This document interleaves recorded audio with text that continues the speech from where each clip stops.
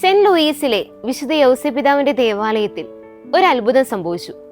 അമേരിക്കയിലെ മിഡ്വെസ്റ്റ് മേഖലയിൽ വത്തിക്കാൻ ഔദ്യോഗികമായി സ്ഥിരീകരിച്ചിട്ടുള്ള ഒരേയൊരു അത്ഭുതമാണിത്. 1864 ഈ അത്ഭുതം സംഭവിച്ചത്.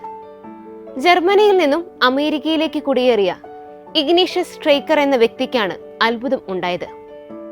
മനുഷ്യസാധ്യമായ എല്ലാ ചികിത്സകളും പരാജയപ്പെട്ടിടത്ത് ദൈവത്തിലുള്ള അചഞ്ചലമായ വിശ്വാസം എങ്ങനെ ഒരു മനുഷ്യന്റെ ജീവിതത്തെ മാറ്റിമറിച്ചു എന്നതിന്റെ ഉത്തമ ഉദാഹരണമാണ് ഇഗ്നേഷ്യസ് സ്ട്രൈക്കറുടെ ജീവിതം.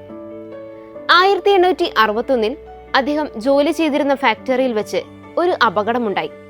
ഒരു വലിയ ഇരുമ്പ് ദണ്ട് അദ്ദേഹത്തിന്റെ നെഞ്ചിൽ ആഴത്തിൽ തറച്ചാണ് അപകടമുണ്ടായത്. മുറിവ് ഭേദമാകുന്നതിന് പകരം മോശമായി കൊണ്ടിരുന്നു. അദ്ദേഹത്തിന്റെ വാരിയെല്ലുകൾ ദ്രവിക്കാനും ശരീരകോശങ്ങൾ ചീഞ്ഞു തുടങ്ങാനും ആരംഭിച്ചു. അന്നത്തെ പ്രശസ്തരായ ഡോക്ടർമാർ അദ്ദേഹത്തെ പരിശോധിച്ചെങ്കിലും രോഗം ഭേദമാക്കാൻ കഴിയില്ലെന്ന് വിധി എഴുതി. വെറും 2 ആഴ്ചത്തെ ആയുസ് മാത്രമേ അദ്ദേഹത്തിന് ഡോക്ടർമാർ കൽപ്പിച്ചുള്ളൂ. എന്നാൽ ഇഗ്നേഷ്യസിന്റെ ഭാര്യ ഒരു ദൈവവിശ്വാസിയായിരുന്നു. ഒരു ദിവസം ദേവാലയത്തിൽ പോയപ്പോൾ വിശുദ്ധ പീറ്റർ ക്ലേവറിന്റെ തിരുശേഷിപ്പുകൾ വഴി ലഭിക്കുന്ന രോഗശാന്തിയെക്കുറിച്ച് ഫാദർ ഫ്രാൻസിസ് സേവ്യർ വെനിഞ്ചർ പ്രസംഗിക്കുന്നത് അവർ കേട്ടു. തനിക്ക് സൗഖ്യം ലഭിക്കണം എന്ന ആഗ്രഹത്തോടെ 1864 ഇഗ്നേഷ്യസ് കഷ്ടപ്പെട്ട് ഇഴഞ്ഞ് സെന്റ് ജോസഫ് പള്ളിയിലെത്തി. ഫാദർ വെനിഞ്ചസ് വിശുദ്ധ പീറ്റർ ക്ലേവറിന്റെ തിരുശേഷിപ്പ് ഇഗ്നേഷ്യസിനെ തൊടുവിക്കുകയും അത് ചുംബിക്കാൻ അനുവദിക്കുകയും ചെയ്തു. അത്ഭുതമെന്ന് പറയട്ടെ, തിരുശേഷിപ്പ് ചുംബിച്ച നിമിഷം തന്നെ അദ്ദേഹത്തിന് ആശ്വാസം അനുഭവപ്പെട്ടു. ദിവസങ്ങൾക്കുള്ളിൽ മുറിവുകൾ പൂർണ്ണമായി ഉണങ്ങുകയും വാരിയെല്ലുകൾ സാധാരണ നിലയിലാവുകയും ചെയ്തു. അങ്ങനെ ഈ അത്ഭുതത്തെക്കുറിച്ച് വിശദമായ അന്വേഷണങ്ങൾ നടത്താൻ അധികൃതർ തീരുമാനിച്ചു.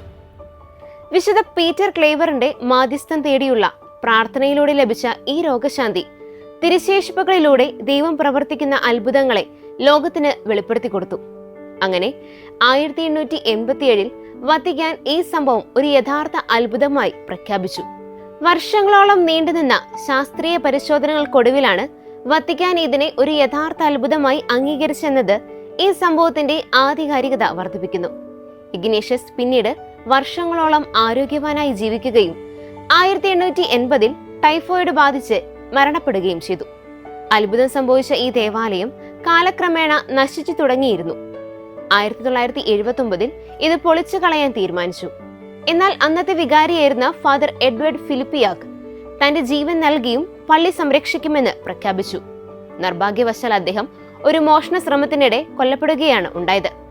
പിന്നീട് വിശ്വാസികളുടെയും സുമനസ്സുകളുടെയും സഹായത്തോടെ ലക്ഷക്കണക്കിന് ഡോളർ ചിലവഴിച്ച് പള്ളി പുനരുദ്ധരിക്കുകയും പഴയ പ്രതാപത്തിലേക്ക് തിരികെ കൊണ്ടുവരികയും ചെയ്തു.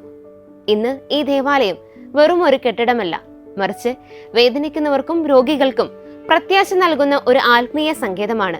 എന്നും വിശുദ്ധ യൗസേപ്പിതാവിന്റെയും വിശുദ്ധ പീറ്റർ ക്ലേവറിന്റെയും മാധ്യസ്ഥം തേടിയെത്തുന്ന ആയിരക്കണക്കിന് തീർത്ഥാടകർക്ക് ഒരു വലിയ ആശ്രയമാണ് ഈ ദേവാലയം. നശിപ്പിക്കപ്പെടേണ്ട ഒന്നായി ലോകം വിധിയെഴുതിയതിനെ ദൈവം അത്ഭുതങ്ങൾക്കായി കാത്തു സൂക്ഷിക്കുന്നുവെന്ന വലിയ സത്യമാണ് സെന്റ് ജോസഫ് ദേവാലയത്തിലെ ചരിത്രം നമ്മെ പഠിപ്പിക്കുന്നത്.